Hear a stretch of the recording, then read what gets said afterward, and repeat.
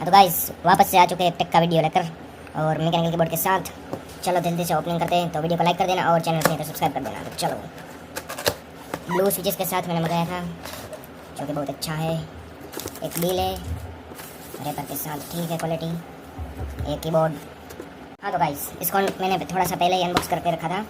ये जो mechanical switch है वो ब्लू है, मतलब इसका आवाज़ ऐसा कुछ आता है जो कि बहुत मस्त है। रेपर मैंने पहले से ही ओपन करके रखा है और इसके अंदर एक यूज़र मैनुअल आता है जो कि कोई नहीं पड़ता।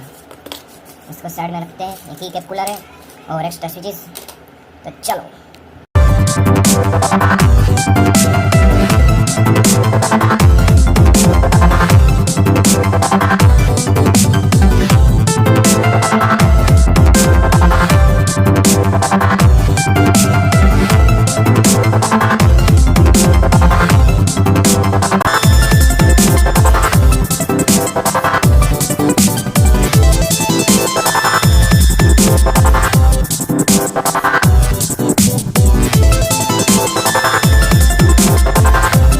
गाइस ऐसा कुछ हमारा कीबोर्ड है।